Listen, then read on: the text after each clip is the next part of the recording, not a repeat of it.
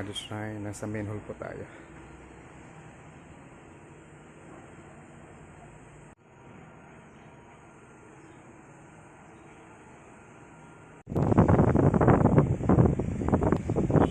Isa ngayon sa Emilio Aguinaldo Shrine. Tingnan po natin kung ano yung paghahanda nila. I-share po tayo celebration sa Friday. They're doing preparation for Friday 220th anniversary of Philippine independence. So, actually,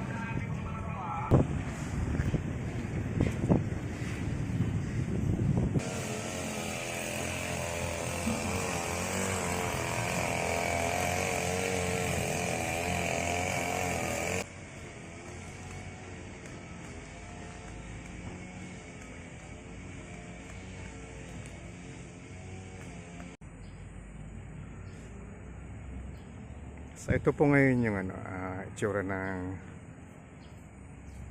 looban ng Aguinaldo Shrine. Ito pong likod. Nakita niya naman po ganong kalinis. Ayan, dito po mga taga PGNRO ng Provincial Government of Cavite. Salamat po kay Governor Abeng Remulla for the support. Ililinis po nila itong yung palaisdaan sa likod po ng Aguinaldo Shrine. Ito po ay private property hanggang ngayon po. Salamat. Nakuha pa ditong seashell or seafood. Ano pa pangalan? Tawag dyan? Ako, tawag natin. Susung Pilisba. Susung Pilipit. Tingnan niyo po. Sa likod po yan ang Aguinaldo Shrine. Yeah.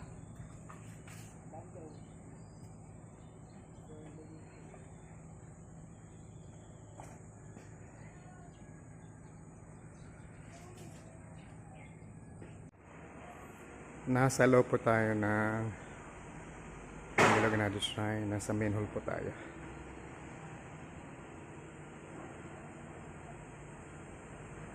At dito po bukas sa bag commemorate ang Declaration of Philippine Independence.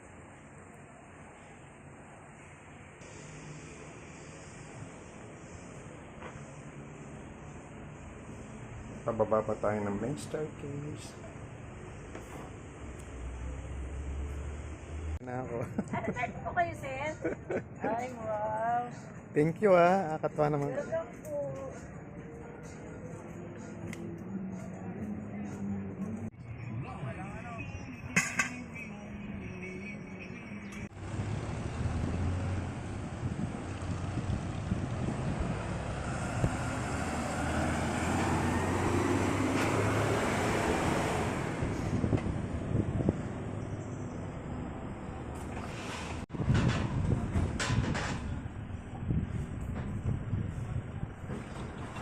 Hello, sound.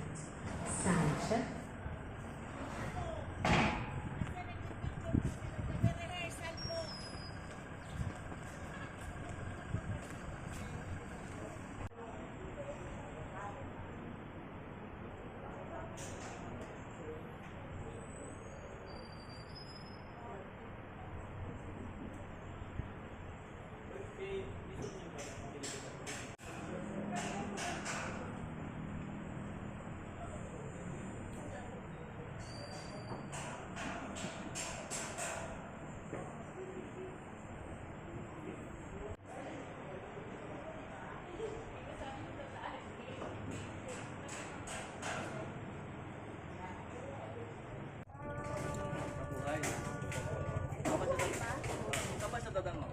Doon sa harapan.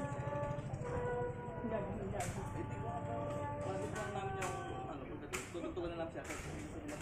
Ah, tama.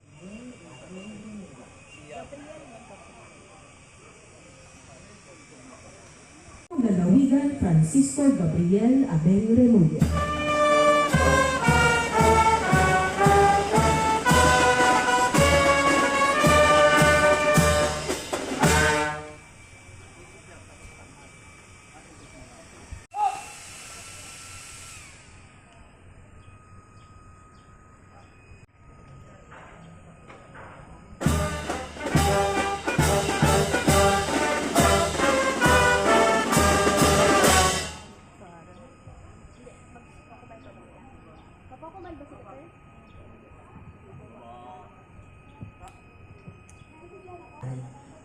simula ng ating palatuntunan, tayo ay dadako sa unang bahagi ng ating programa, ang pag-aalay ng bulaklak sa Punto Aguinaldo.